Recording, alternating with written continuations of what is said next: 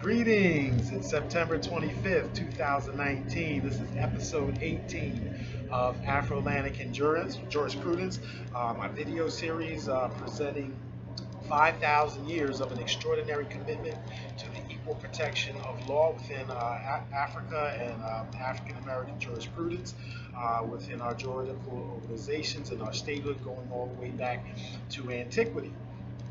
This is the third episode in a sub-series basically entitled What Happened to the Afrocentric Eurasian Empire, or basically an Afrocentric review of Herodotus' histories, right? Herodotus wrote the histories in 6th century BC. It's heavily relied upon with respect to not just Egypt or Ethiopia or Greece, but also Persia, Scythia, India, and other, Phoenicia, other peoples. And so it brings a wealth of information. And so what we're doing is looking at it from a different perspective than you may have seen it before. By instead of talking about the emergence of Greece, we're going to talk about it as far as the decline of the previous Afrocentric empire established by Ethiopia and Egypt, all the way up to Greece, all the way to Turkey, and all the way to the Euphrates and the Tigris rivers, where the world economic system depended on the Egyptian dynasties, and therefore that's created the wealth of Africa and the greatness of that civilization. So we're talking about the decline of it, and this is our third episode. We first talked about Herodotus versus Strabo, and again whether he was suffered from negrophilia, because again anytime he says anything good about Africa, it's discredited. He's called the father of lies instead of the father of history. If he says something good about Greece or something, then he's the father of history.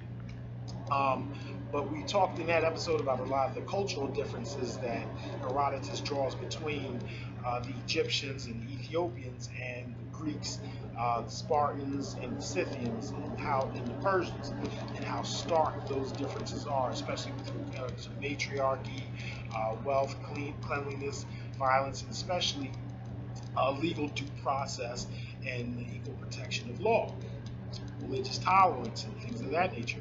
Our second chapter, or second video, episode 17 that we just finished, dealt with Akhmos, the pharaoh Akhmos, versus Polycrates, who was a Greek king of a small island before Greece is united, and basically how he was the first king to basically reject Egyptian taxation. And we know that the rejection or the non-payment of taxes that was created by Africans, by Egypt, the non-payment of taxes has been considered rebellion for the last 5,000 years. So it definitely signifies the emergence of Greek from this Egyptian empire. So this third in the series, speaks of, on the one hand, it's Croatius versus Solon.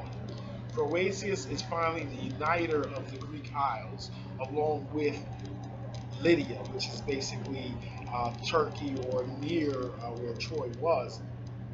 But before we get there, Herodotus tells a very interesting story about, again, Helen of Troy. Right? Helen of Troy is presented by authors prior to Herodotus. But if you listen to his version and the events that happened even before Helen of Troy, you get a very different perspective of it.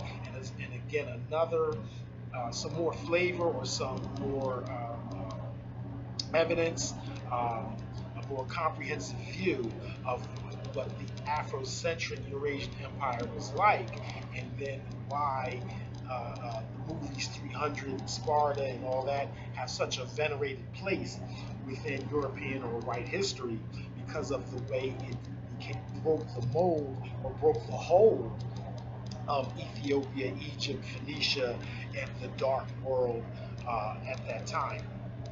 So we're going to talk about this Helen of Troy from an Afrocentric perspective, and then move forward to Croatius uniting the Greek Isles, right? Helen of Troy basically stands, the story is really about the very first time that they are able to, Greece is able to, as a people, to protect its women or hold them as property.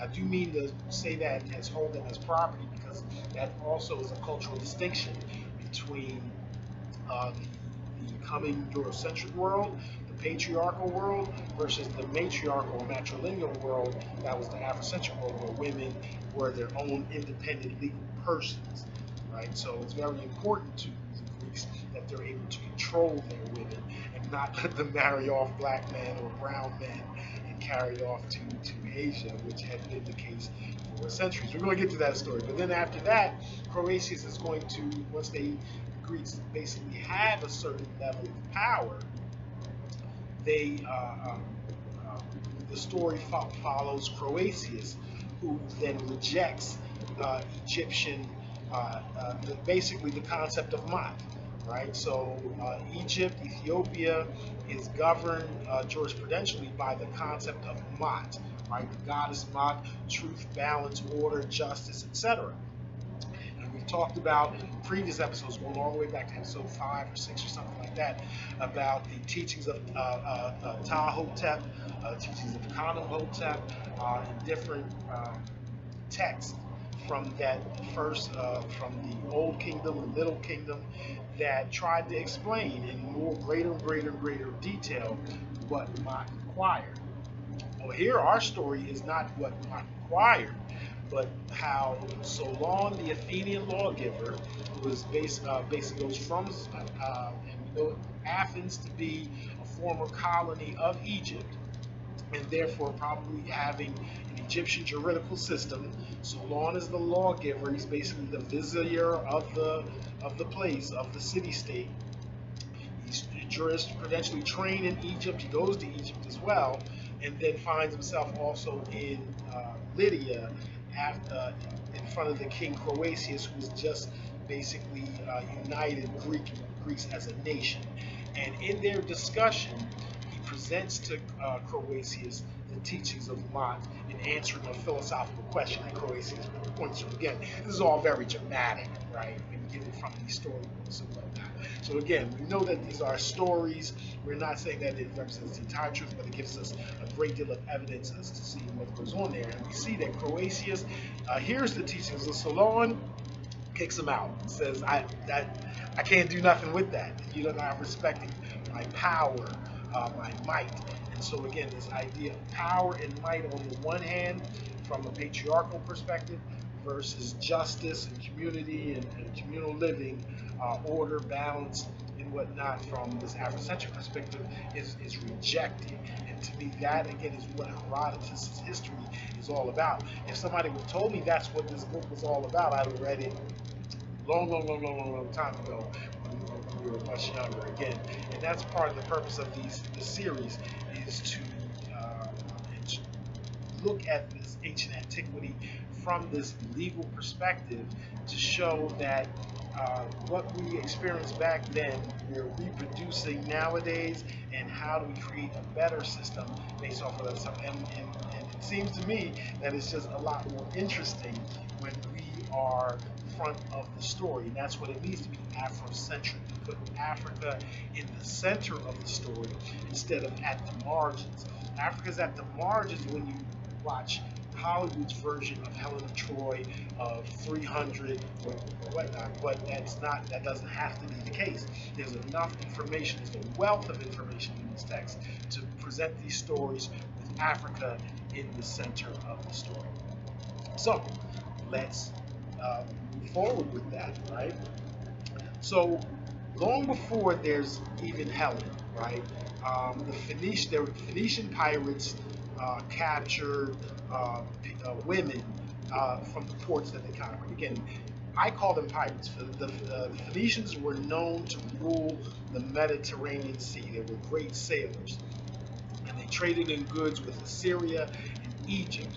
But they were also known, again, through these stories, while they're trading in the ports, they just rush and capture people there and then sell them to other places. As a matter of fact, the question of the oracles, right? You've heard of an oracle, right? These mysterious ancient women who give prophecies and fortune telling to the important people of Greece and Europe and whatnot.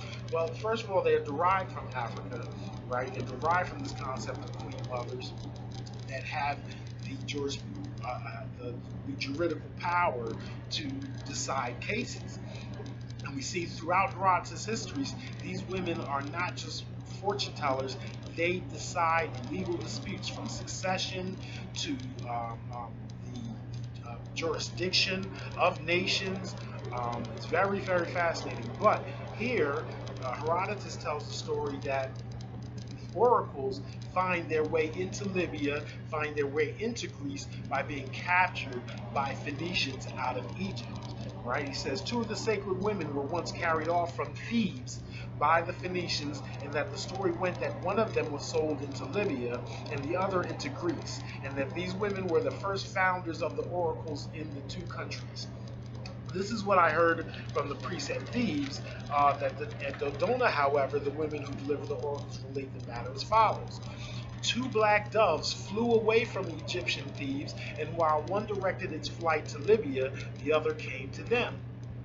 She alighted on an oak, and sitting there began to speak with a human voice, and told them that on the spot where she was, there should henceforth be an oracle of Jove. They understood the announcement to be from heaven, so they set to work and at once erected the shrine. The dove which flew to Libya bade the Libyans establish there the oracle of Ammon. This likewise is an oracle of Jupiter. So we have the spreading of the religion of Ammon-Ra, throughout the Mediterranean. By the time we're in 600 BC, Herodotus, the glory of Egypt has long faded. So Herodotus writes that basically they're carried off as slaves, where the priests from Thebes and others say, no, these women basically were part of the colonization process over Libya, over Greece, and established the Church of Ammon-Ra in these places, and basically became the arbiters of disputes for their colonies and the people that they governed over that time period. And also looked at Herodotus here, where he believes the Libyan version, he believes the Greek version, that they were carried off as slaves, which in my view is evidence that Herodotus is not overly in love with black people. It makes the rest of his stories complementary stories even that much more believable, because he sides with the argument that they were slaves. My own opinion of these matters is as follows. I think that if it be true that the Phoenicians carried off the holy women and sold them for slaves, the one into Libya and the other into Greece, or Pelasgia as it was called, this last must have been sold to the Thesprotians. Having acquired a knowledge of the Greek tongue, she set up an oracle. She also mentioned that her sister had been sold for a slave into Libya by the same person as herself. The Dodonians called the women's doves because they were foreigners and seemed to them to make noise like birds.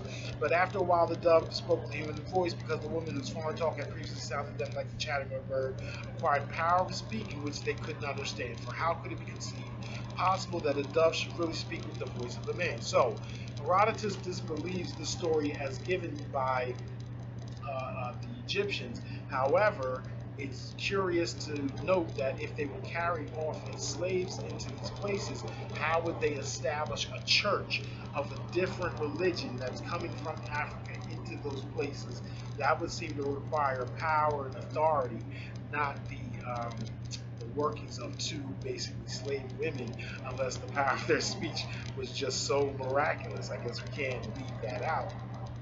But here's the line in Herodotus' writings that causes people to question his accuracy. Lastly, by calling the dove black, the Dodonians indicated that the woman was an Egyptian, and certainly the character of the oracles at Thebes and Dodona is very similar.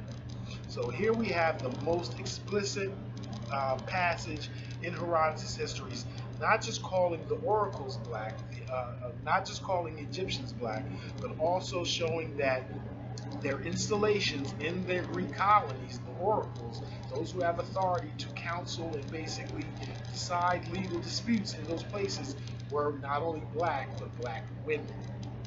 Right? So that is what we mean by an Afrocentric Eurasian world that is different from the patriarchal world that is coming, right? That is led by Sparta, right?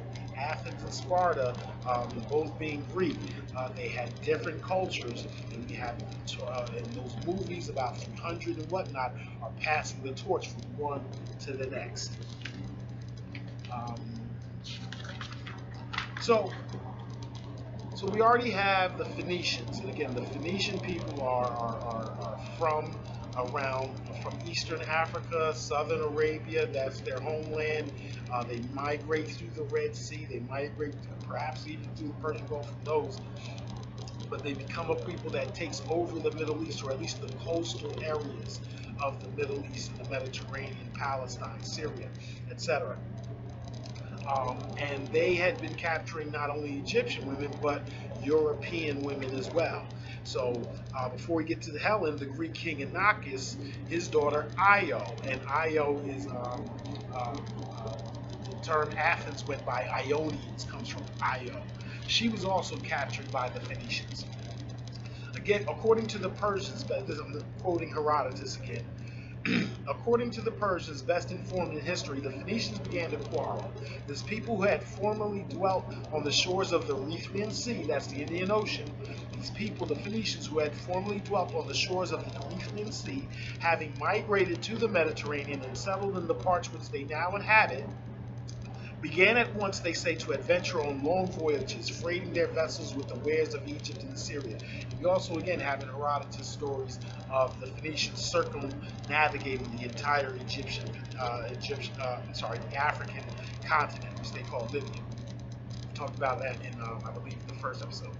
They landed at many places on the coast, and among the rest at Argos. Argos are the Greek Isles, which was then preeminent above all the states included now under the common name of Hellas. Right? Hellas were the original people of the Greek Isles.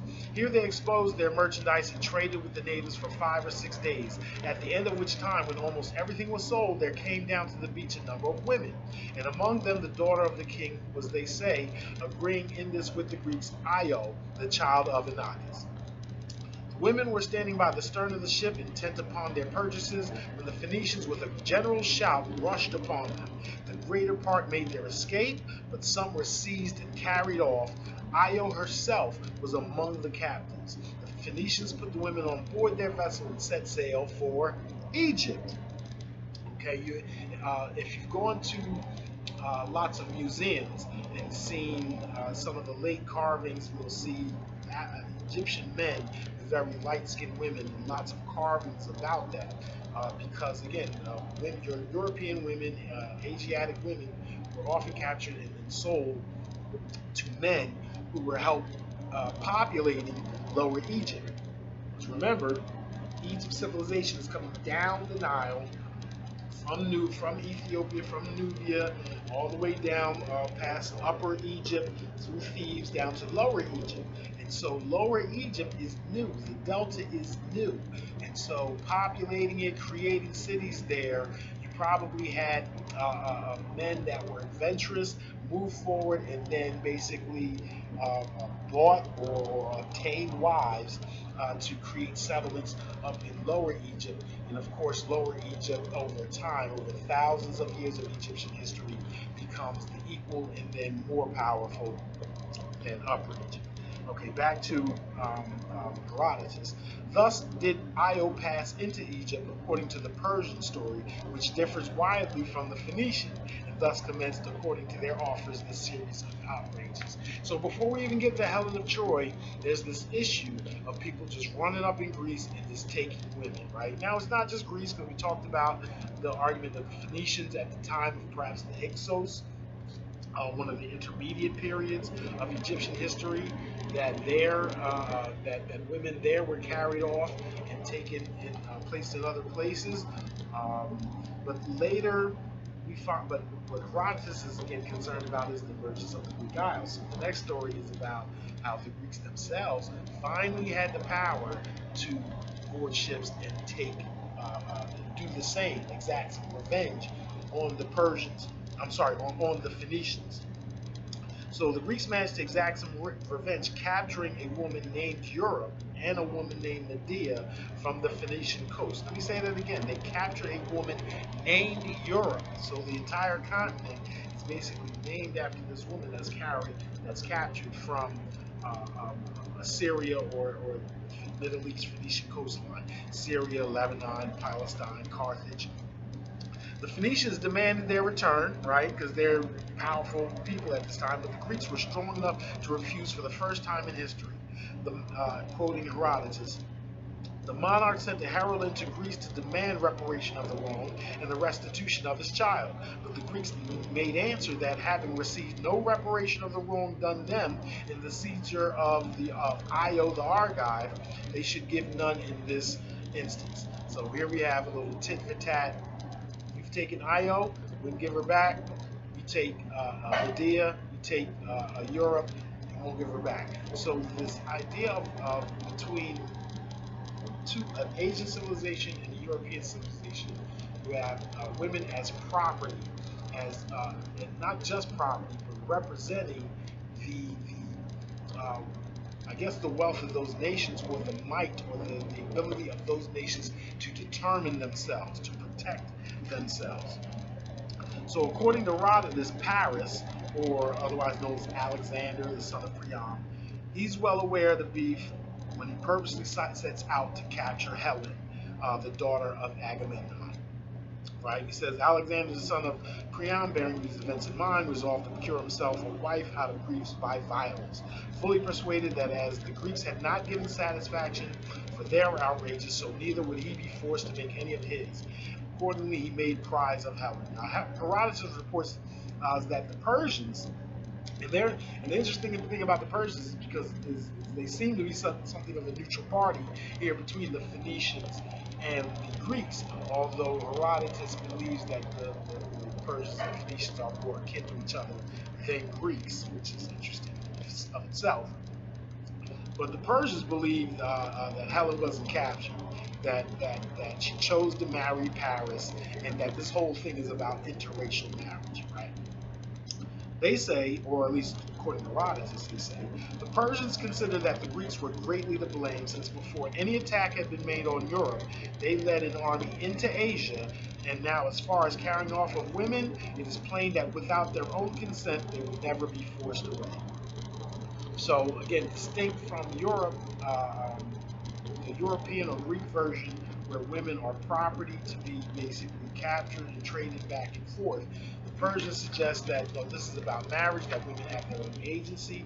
This is consistent with the Afrocentric Eurasian world, where women are queen mothers, where they have their own independent legal personality. But that's not the case in the patriarchal portions of Greece. The Persians believed that the Greeks were simply mad that he slept with a man of color. Phoenicians, however, as regards Io, vary from the Persian statements. They deny that they used any violence to remove her into Egypt. She herself, they say, having formed an intimacy with the captain while his vessel lay at Argos, and perceiving herself to be with child, of her own free will, accompanied by the Phoenicians on their leaving the shore to escape the shame of detection in the reproaches of her parents. So basically, they're saying the captain of the ship, basically Paris, met this woman, they had a one-night stand, or they fell in love that night.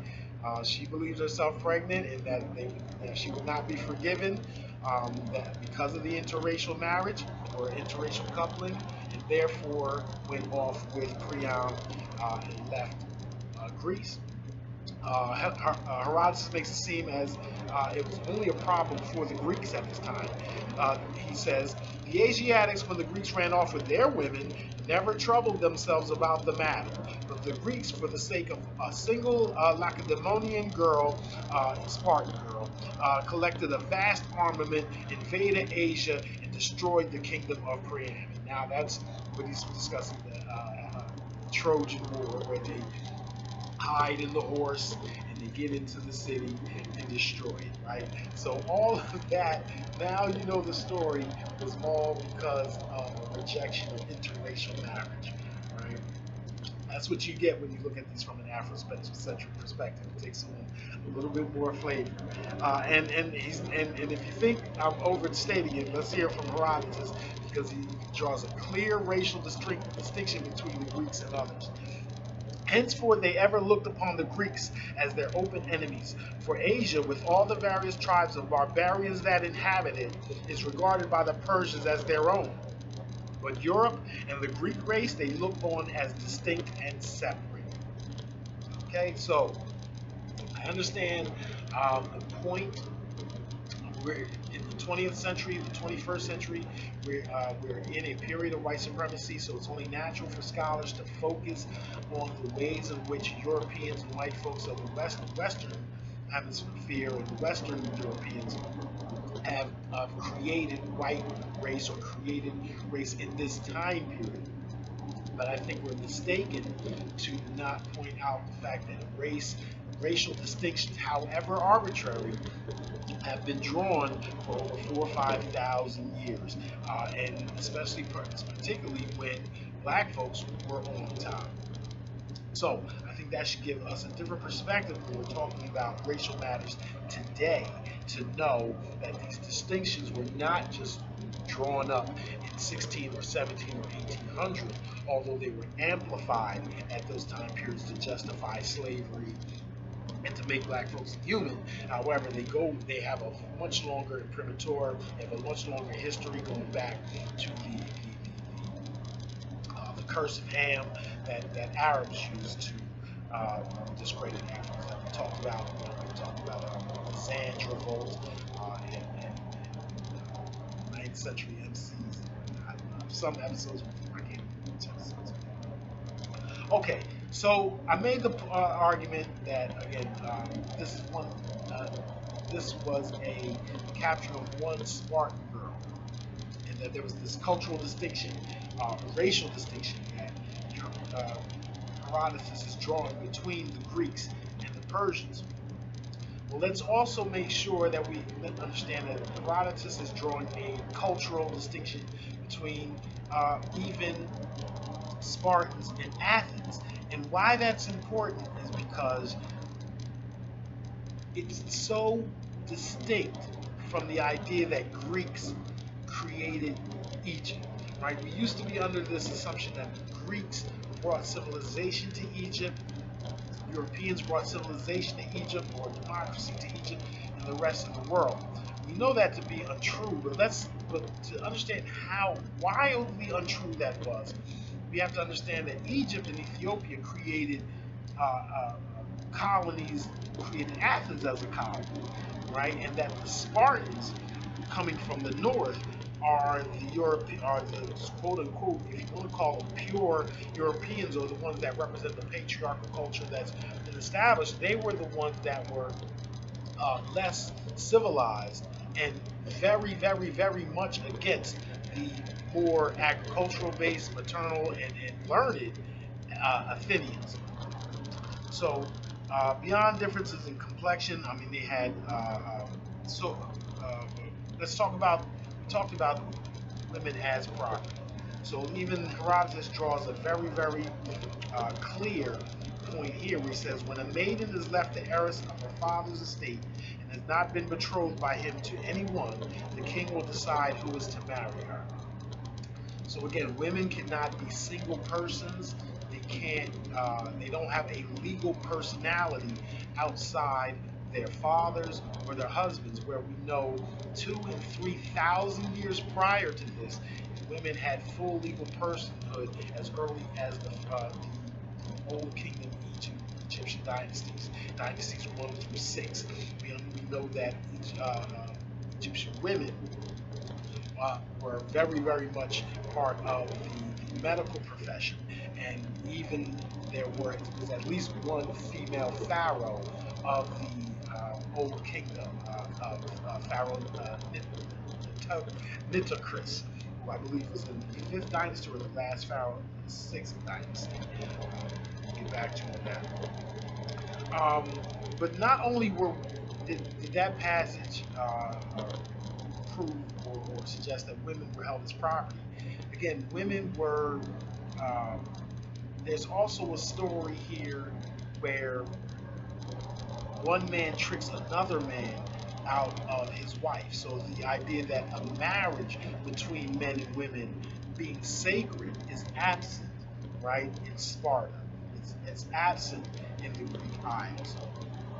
And the interesting thing about it, he's tricked out of it because of an oath that he engages with a quote unquote friend, and that what it brings to bear is that the oath or contract or agreement between men is more important than the sacred vows between men and women. Such is that women are property in this society. Here's from Herodotus. Now it chanced that Ariston fell in love with this person, and his love so preyed upon his mind that at last he devised as follows. He went to his friend, the lady's husband, and proposed to him that they should exchange gifts, each taking that which pleased him best out of all the possessions of the other. His friend, who felt no alarm about his wife, since Ariston was also married, okay, he's also married to begin with, consented readily. And so the matter was confirmed between them by an oath. Then Ariston gave Adjutus the present, whatever it was of which he had made his choice. And when it came to his term, so he gave it. So Ariston basically says, okay, well, you take something of mine, I take something of yours. I'd like that. He takes something from his friend. Well, and when it came to his turn to name the present, which he was to receive in exchange, required to be allowed to carry home with Adjutus's wife. So where one says, I'll take your TV or your favorite baseball card or video game, I'll take your wife. Wow. Now, of course, you gotta reject that, right? I mean, that's your wife. But no. But the other demurred and said, except his wife, he might have anything else. However, as he could not resist the oath which he had sworn, or the trickery which had been practiced on him, at last he suffered Ariston to carry her away to his house. Okay, so again, the precepts of MAAT, of civil society, that's in where you in Egypt and Africa, where you see so many statues of men and women touching, especially even in royalty. Not you hardly see one without the other. That you had to have queens, you had to have these women in society for balance. Even the ark has man at the bottom, woman at the top. When you look at the symbol, here we have women basically being either traded, captured, and here tricked, and vow between man and wife, notwithstanding a oath between man to man. And I think that really says something about the distinction between this patriarchal system versus a matriarchal one. Cold-blooded. Now, Herodotus suggests that Athens was matriarchal at one time, and that's confirmed over history, that prior to the coming of folks from the north, from the Scythian parts, that Western Southern Europe was more or less an agricultural society from, let's say, 7,000 to about 2000 BC, after the Maldives and Africans that come from the Saharan desert, which wasn't much of a desert at some time way in the ancient past.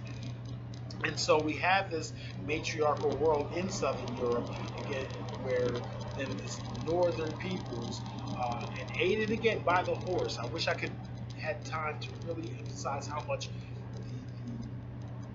the domestication of the horse and use it as a weapon of warfare influences this move south from the north, or so-called Caucasian people, into Afrocentric Eurasia, and causes this turn.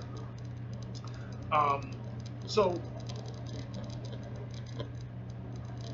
here we have another quote from Herodotus that shows how much the Spartans did not trust the Athenians, how much culturally they were different, that when it came time for them to unite as Greeks, they wouldn't do so if Athenians were in charge. The allies had said that if a Lacedaemonian did not take the command, they would break up the fleet, for never would they serve under the Athenians.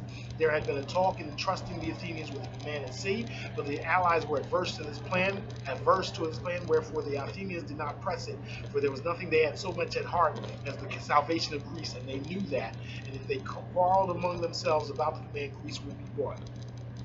So, again, Athens is not the preeminent state within Greece. So the idea that Greece brings civilization to Egypt or the rest of the world, when Athens is an outcast to the Greeks themselves because of their affinity, because of their affiliation with the Afrocentric or the Afroasiatic world. It gives us the sense that, again, civilization went from Africa to Europe instead of the other way around.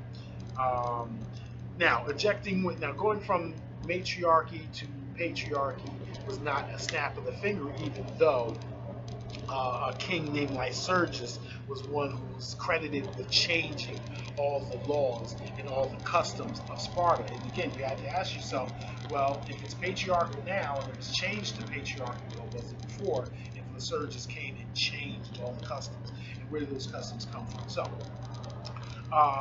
but ejecting women from the society, ejecting them from positions of power is very hard because the people have been so used to it. So again, the oracles in their positions remain for quite some time, and they still arbitrate disputes about what? Disputes about who could be king, right? How more important than that could be than that. And when you're dealing with a patriarchal society, there's going to be issues with who is the firstborn or who is the rightful heir to the throne. Because in a matriarchal society, the new king, the princes, are chosen of those born to the queen mother or a royal woman, one of her daughters, right? So it's very clear, mama's baby, papa's baby. Especially at a time way before DNA tests and whatnot, who was the true father of a particular child could always be in dispute, and therefore secession in patriarchal European societies could be extremely violent, as we know through all of Shakespeare and countless tales of medieval European history. But here we have, again, African queen, or at least African oracles, I guess you can't call them queens, but oracles or jurists, deciding questions of extreme importance in the European world. At last, as there came to be much strife concerning this matter, the Spartans made a decree that the Delphic oracle should be asked to say whether Demaratus was Ariston's son or no. Pariala, the prophetess, to give the Coban prevailed upon Pariala, the prophetess, to give the answer which Cleomenes wished. Accordingly, when the sacred messengers came and put their question, the Pythoness returned the answer. I love that title for the oracle, the Pythoness. The Pythoness returned for her answer that Demaratus was not Ariston's son. Sometime afterward, all this became known, and Coban was forced to fly from Delphi, while Pariala, the prophetess, was deprived of her office. So again, we have the Spartans looking to the oracles. But did you notice that the oracle was convinced to give a false answer, or what they perceived as a false answer? So she was bribed or unduly influenced. So here we have one of the first instances within Greece of an issue of due process here, where the priestess is now deprived of her office. She is now no longer allowed to arbitrate cases. Now, on one hand, you can look at this as a good thing as far as the process is concerned, but in the greater picture, we have, again, the rejection of female authority, right? We have finally, from the Afrocentric, from the maternal or matrilineal view, Greece separating itself from their authority. And it's going to continue when Solon travels to Lydia to talk to the king of Oasis, and he again rejects the concept of MAAT, right? And friendship, that which the Afrocentric world has been based on. So Sparta's on the from what we just learned, Sparta's on the rise, right? Uh, uh, they, they defeated Troy. They're not allowing their women to be captured. They're capturing women from other places. They've had a king that changed all of their customs and the laws to a patriarchal society. They don't trust Athens because Athens is too too Afrocentric, too cozy with the dark world.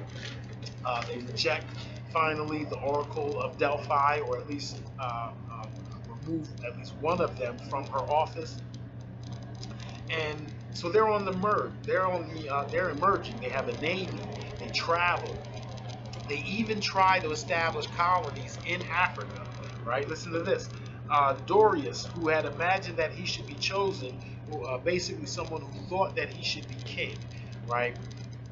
Again, from the story of the oracles, the one who lost, the prince who could not be king, in order to appease that person, send them somewhere else, set up a colony in some other place, right, to expand the influence of the nation, right? Sounds like a good idea. Well, he had imagined that he should be chosen, and who could not bear the thought of having such a man as Cleomenes to rule over him, asked the Spartans to give him a body of men and left Sparta with them in order to found a colony. He colonized a spot which has not its equal in all Libya on the banks of a river, but from this place he was driven in the 3rd year by the Maceans, the Libyans, and the Carthaginians. So they tried to set up a colony in Africa just as much as Africans set colonies in Greece. But it only lasted 3 years before he was ousted and the authority of Libya, the authority of Carthage and whatnot, held, right? So no inroads there. But at least that power of the Spartans was used to create the now Greek nation as they aligned themselves with a king called Croesus out of Lydia. So again, Greece and Turkey are very close to each other. And so Turkey, known ancient from the Hittites or the Assyrians, now we're using basically a patriarchal or northern people named Lydians, who basically are coming from the Caucasus Mountains, the Black Sea, the Scythians. They're moving further and further south, and now they unite with the Spartans and the other Greek isles to form a formidable nation that can rival Egypt, that can rival Persia. They are now firmly on the world scene, so they see. So Croesus, informed of all these circumstances, basically the emergence of Sparta as this powerful city-state, he sent messengers to Sparta with gifts in their hands, who were to ask the Spartans to enter into the alliance with them. This giving of gifts is very Egyptian, right? Again, we talked about taxation, where when you are under my sway, I tax you and I bring the goods that you produce into the kingdom, into the central government, and then I redistribute them to all the other different provinces and the other nations that I control. This is similar to Queen Hatshepsut, who established the Afrocentric Eurasian Empire. Again, her travels, and it's very well documented how she gets all the way down to Kenya, Punt, and Somalia, and all that, and all the way north, and gives out gifts to let the people know that if you allow my authority, if you become a province or tributary to my nation, that these are the wonderful things that I'm going to give to you that I've collected from other provinces all around the world. So this is how you're trying to convince people to join your nation or your empire, not by force. I don't want to have to capture you. I want you to get down instead of having to put you down, right? So, excuse me. So the Spartans were able to resist the Lydians, and they were able to, because they were so powerful, they were able to deal with the Lydians on equal terms. But Croesus does in fact convince them to join his army. So he made himself master of all the Greek cities in Asia and forced them to become his tributaries, after which he began to think of building ships and attacking the islanders. Croesus, son of Alyatus, by birth a Lydian, was lord of all the nations to the west of the river Halis. So far as our knowledge goes, he was the first of the barbarians who had dealings with the Greeks, forcing some of them to become his tributaries and entering into alliance with others. He conquered the Aeolians, Ionians, and Dorians of Asia and made a treaty with the Lacedaemonians. So again, he basically, now the Greek Isles are united, even though it's not technically under a European king. So Herodotus' history is going to go further. By the end of his book, it's going to be less about the dealing with Africa and Ethiopia and more about now rejecting even the Asian hegemony or Asian suzerainty over Greece, and how Sparta and the rest of the Greek Isles fight all of them off and emerge as their own independent nation. Excuse me.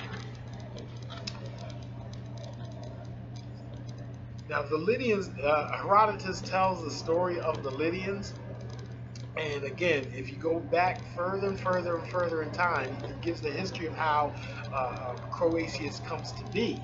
But if you go all the way back in history, you get to basically Africans, but in a mysterious way. Listen to this. The Heraclides, or basically the original people of Lydia, descended from Hercules and the slave girl of Dardanus, having been entrusted by these princes with the management of affairs, attained the kingdom by an oracle. Their rule endured for 22 generations of men, a space of 505 years, during which the whole of which period from Argon to Candaules, the crown descended in the direct line from father to son. So clearly he's describing these as a patriarchal people, the Lydians, and their gods being Hercules and whatnot, basically these northern folks. We know Hercules is a derivation of Heru, right? And whenever, it is my belief that whenever you read European mythology and you see you have a Greek woman having relations with a god that produces a child, I believe again that instead of announcing or admitting that they were under Egyptian or Ethiopian dynasty, and that those basically men, soldiers or officials or whatnot, basically fathered children with the most prominent of Greek women, that they would rather say that it was done by a god, that was by some mythical or mysterious power.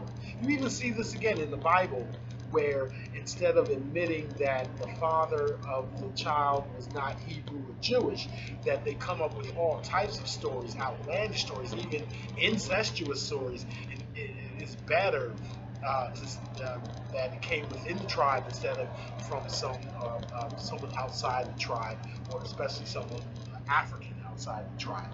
So I believe again that the story of these people begins with, or civilized people or city-state starts with there being a former colony of Egyptian or Ethiopian empire. And again, these things, this belief is borne out or supported by wall reliefs and bas reliefs that show that Syrians and the people of these areas as far back as 2000 BC were very dark people. And again, we have stories, interesting stories about queens that this matriarchy that's hard to kill off, right? Candulus, with the queen of Lydia, conspires with Gerges to take the throne and return it to a matriarchal system, it would seem. Apparently, as the myth goes, her husband, the king, is so proud of how beautiful she is that she lets someone else, the captain of the guard, Gerges, see her naked, see the queen naked. Again, this is how disrespectful the patriarchal system is towards women, that they're going to allow just the captain of the army to see the queen naked. Well, she exacts her revenge. Take thy choice, Gyges, the king, the captain of the army, of two courses which are open to thee. Slay Candulus, and thereby become my lord and obtain the Lydian throne, or die this moment in this room. Interesting thing about that, is she going to kill him herself, or is she going to have her soldiers would kill him, and having this discussion in front of them, right? Such is the power of the queen at this time. Again, matriarchy is hard to kill off, right? So he does what she asked. Let him be attacked on the spot where I was by him shown naked to you, and let the assault be made in his sleep. But after it's all said and done, the oracles have their say in it, and I just is not rewarded with the throne, and they go on further and install this patriarchal system. Gyges was afterwards confirmed in the possession of the throne by an answer of the Delphic oracle. Enraged at the murder of their king, the people flew to arms, but after a while the partisans of Gyges came to terms with them, and it was agreed that if the Delphic oracle declared him the king of the Lydians, he should reign. So you have a woman deciding that choosing him as the future king. Then you have the queen basically choosing him as the would-be king. And then you have the oracle, another woman, confirming him as the king. So again, this idea that Lydia started off as a matriarchal system is very well borne out and supported by Herodotus Histories, but it is, but as it goes on further as a nation, becomes patriarchal over time.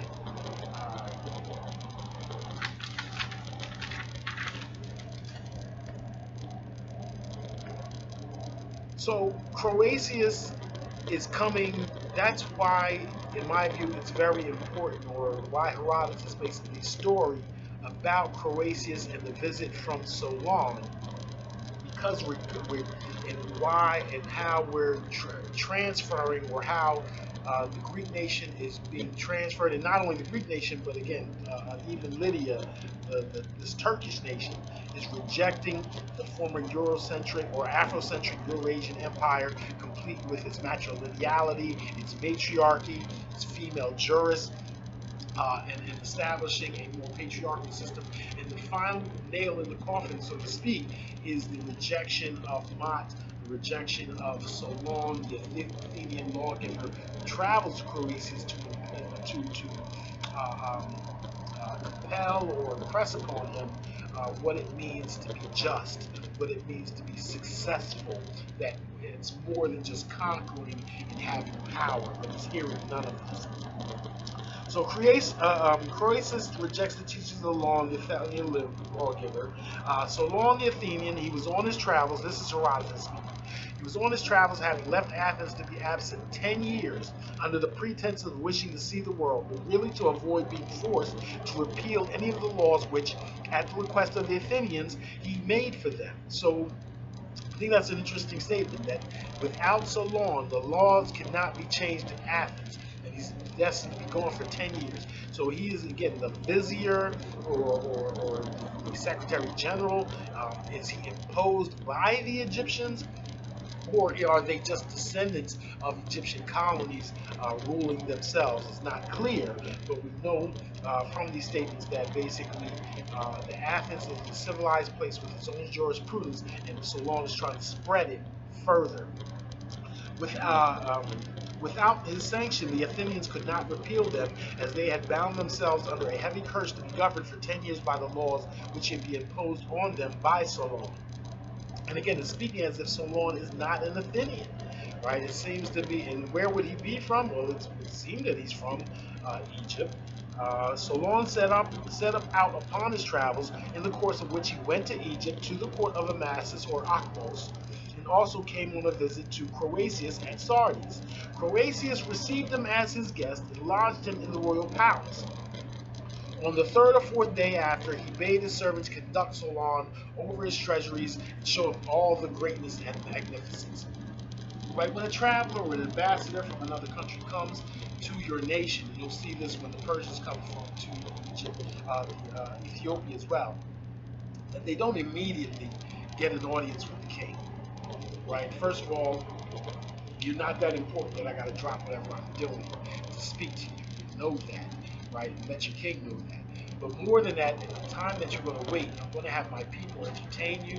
They're going to show you the greatness and the width and the might of the nation that I govern, so that you should be properly impressed when you finally get to see me at my request. But Solon's not impressed. He's not impressed with Croesus and his kingdom, and he tells him so. And the interesting thing is, he tells him so without consequence, which tells you how strong his backing is, and he's not afraid to tell this king who's conquered all these people what he thinks of him. So here we go. From Solon schools Croesus on the meaning of happiness when Croesus demands Solon tell him how great he is. He said, excuse me, when he had seen them all and so far as time allowed inspected them, Croesus addressed this question to Solon. Stranger of Athens, we have heard much of thy wisdom and of thy travels through many lands, from love and knowledge and a wish to see the world. I am curious, therefore, to inquire of thee, whom of all the men that thou hast seen thou deemest the most happy. This he asked because he thought himself the happiest of mortals, because he's so successful and conquered so many. But Solon answered him without flattery, according to his true sentiments. For thyself, O Croesus, I see that thou art wonderfully rich, and art the lord of many nations, but with respect to that whereon thou questionest me, I have no answer to give until I hear that thou hast closed thy life happily.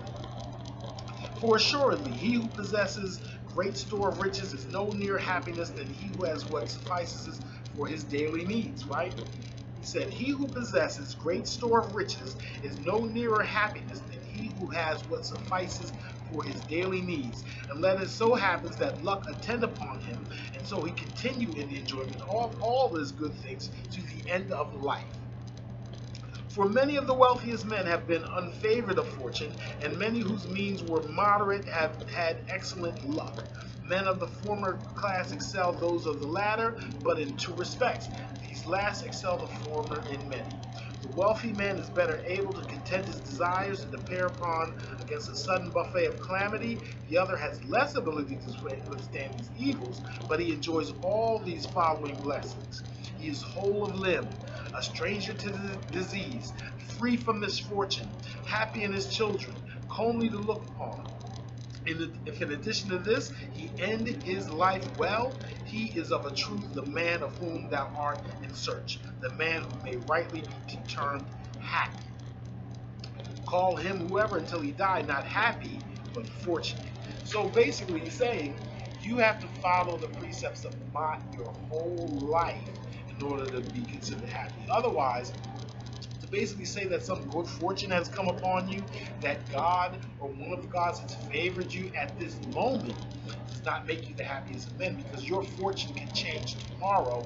Why? Because of your bad deeds, or because of just how of karma, or whatever the case may be. So in order to be really considered the happiest of all men, then your good fortune needs to last through your lifetime, and it will do so by your following balanced order, justice, and the precepts of MAAT. He finishes, he says, he who unites the greatest number of advantages and retaining them to the day of his death, then dies peaceably, that man alone, sire, is in my judgment entitled to bear the name of happy. But in every matter it behooves us to mark well the end. For oftentimes God gives men a gleam of happiness and then plunges them into oblivion. Right? Sounds reasonable, but Croesus rejects it. Croesus would learn that the teachings of righteousness represented by the gods MAAT are to be trifled with or are ignored at one's peril. He says the king saw him depart with much indifference, since he thought that a man must be an arrant fool who made no account of present good, but bade men always wait and mark the end. So again, this idea that the Lydians or the king of Lydian praised the short term and could not understand the wisdom of long-term thinking, long-term planning, long-term custom, right? The idea that righteousness today will bring forth wealth tomorrow is rejected by Croesus. After Solon had gone away, a dreadful vengeance sent of God came upon Croesus to punish him. It is likely for deeming himself the happiest of all men. Well, I wish the story could end happily right there, but what Croesus does before bad luck falls upon him is he joins with the Cambyses. Cambyses is the leader of Persia, and so you've heard him also in the stories of the Greeks with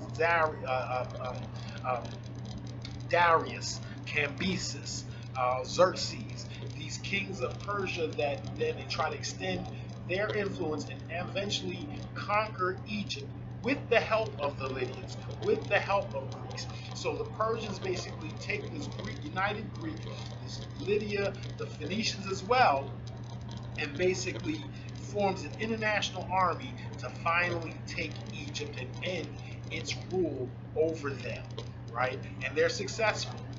They conquered the 27th dynasty, or 28th dynasty, led by Pharaoh Psammetichus. Psammetichus is a Libyan. He's based out of northern Egypt, and this is after the great 25th dynasty. He's pushed back to Nubia, Napata, and Meroe.